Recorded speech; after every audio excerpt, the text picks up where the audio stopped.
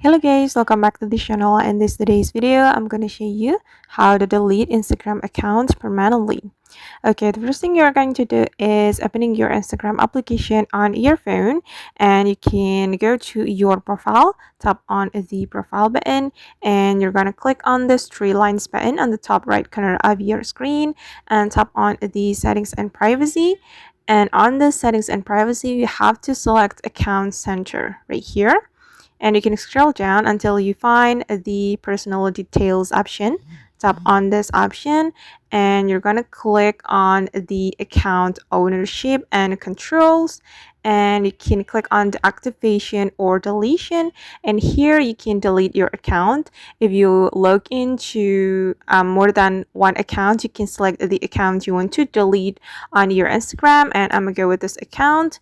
So we can click on the delete account right here. Since we want to delete our Instagram account, then we can click on continue, and after that you just need to follow the instruction from Instagram to delete your account.